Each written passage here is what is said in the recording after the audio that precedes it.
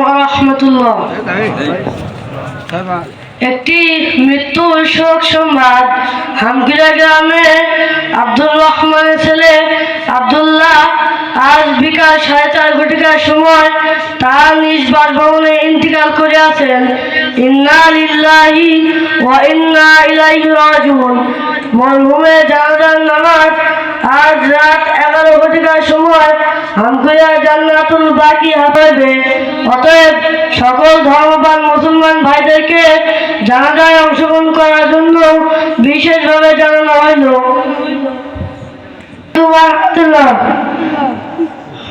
ভাই ভাইয়া তো মাঠে চলে আসছে, জানাজার নামাজ পড়াবে কে?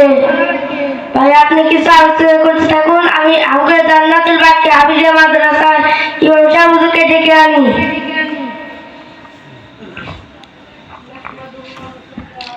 আসসালামু আলাইকুম ওয়া রাহমাতুল্লাহ। ইমাম সাহেব হুজুর বাড়িতে আছেন? ওয়ালাইকুম আসসালাম ওয়া রাহমাতুল্লাহি ওয়া বারাকাতুহু। জি আছি, আপনি কে বলছেন? আমি মোহাম্মদ নাহিম আকাশ। আমাদের মহল্লায় একটি মানুষ মারা গেছে, আপনি জানাজা করতে হবে। জি আপনি যান, আমি আসতেছি।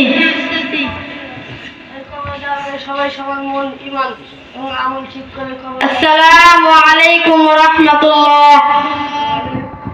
ওয়ালাইকুম আসসালাম ওয়া রাহমাতুল্লাহি ওয়া বারাকাতুহু।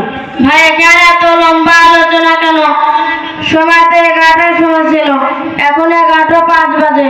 আল্লাহ রাসূল সাল্লাল্লাহু আলাইহি ওয়াসাল্লাম হাদিসে পাকে বলেন, 3টি কাজ খুব দ্রুত করা। 1 নাম্বার নামাজের সময় হলে ওক্তমতো নামাজ পড়ানো। 2 নাম্বার সন্তানাদের প্রাপ্ত বয়স হয়ে গেলে তাড়াতাড়ি বিবাহ দেওয়া। 3 নাম্বার কোনো মানুষ মারা গেলে তার দাফন কাফনের কাজ খুব দ্রুত করা। সুতরাং জানাজার সামনে এলে অযথাই কারোর জন্য সময় নষ্ট করা উচিত নয়। ভাই আমি যে মাইয়াতে জানাজায় নামাজ পড়াবো, সে কি বেঁচে থাকতে নামাজ পড়তো? মাঝে মাঝে পড়তো, বেশিরভাগই ফাঁকি দিত।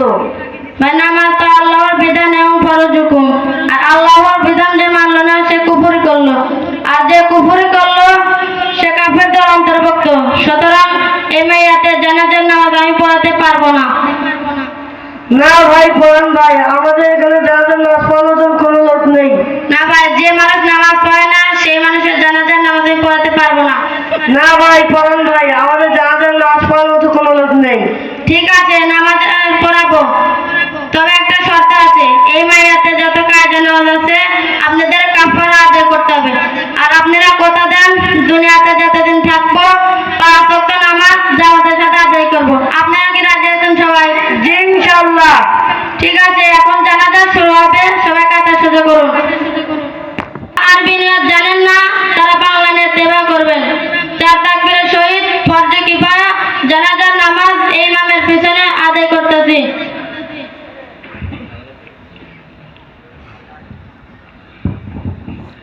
نويت أن أؤدي لله تعالى 4 تكبيرات صلاة الجنازة فرض الكفاية، الثناء لله تعالى والصلاة على النبي والدعاء لهذا الميت.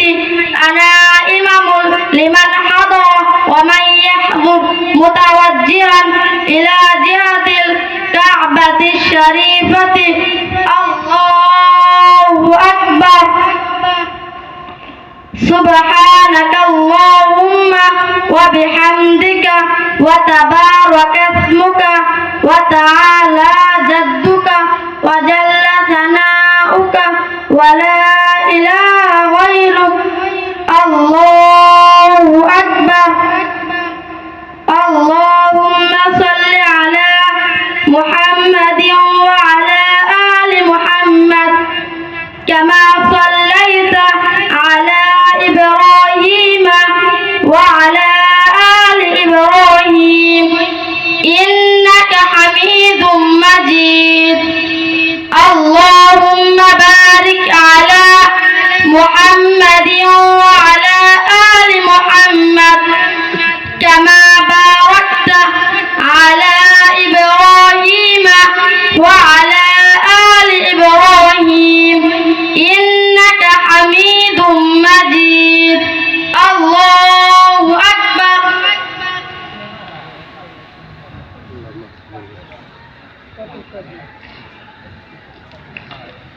اللهم اغفر لحينا وميتنا وشاهدنا وغائبنا وصغيرنا وكبيرنا وذكرنا وأنثانا. اللهم من أحييته منا فأحيه على الإسلام ومن توفيته منا فتوفه على الإيمان. الله أكبر. السلام عليكم ورحمة الله. السلام عليكم ورحمة الله. আচ্ছা ভাই, আপনি যে প্রত্যেকটি তাকবীর সঙ্গে সঙ্গে হাত উত্তোলন করলেন, এটা তো জানাজার নামাজ। জানাজার নামাজে প্রত্যেকটি তাকবীর সঙ্গে সঙ্গে হাত উত্তোলন করতে হয় না। ঈদের নামাজে প্রত্যেকটি তাকবীর সঙ্গে সঙ্গে হাত উত্তোলন করতে হয়। কাজেই যে ভুলটা করেছেন ভবিষ্যতে যেন আর না হয়। ঈদের নামাজ আর জানাজার নামাজ এক নয়।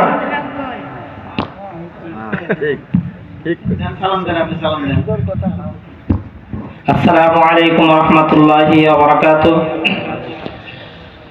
আসলে এই বাচ্চারা এই অনুষ্ঠানের মধ্যে আমাদেরকে 3টি মেসেজ দিয়েছেন। তার প্রথম নাম্বার মেসেজ হচ্ছেন যে জানাজা মানুষ মাইয়াত যখন মারা যায় তাকে দুনিয়াতে রেখে অযথা সময় নষ্ট না করে তাড়াতাড়ি দাফন কাফনের ব্যবস্থা করে, এটা হাদিস। আর 2 নাম্বার যেটা বলেছেন সেটা হচ্ছেন দুনিয়াতে বেঁচে থাকা অবস্থায় আল্লাহ পাকের হুকুমের বিপরীত না চলা। কারণ আল্লাহ পাক যেটা বলছে, যেমন 5 ওয়াক্ত নামাজ ফরজ করেছেন, এই আল্লাহ তাআলার হুকুম যদি আপনি না মানেন তাহলে সরাসরি কেউ যদি ইচ্ছাকৃতভাবে 5 ওয়াক্ত নামাজ তরক করে তো তাদের নাম উঠে যায়। এই জন্য আল্লাহর হুকুম অমান্য করব না।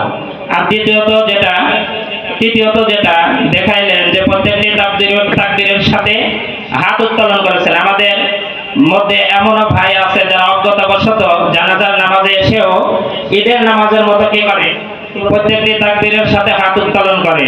তো এরপর থেকে আমরা আর এই ভুলটা করব না। আমরা যারা জানি না আজ থেকে জানলাম, ঈদের নামাজের মতো করে জানাজার নামাজ আদায় করব না ইনশাআল্লাহ। আল্লাহ তাআলা আমাদের সবাইকে তৌফিক দান করেন। সবাই বলে আমিন।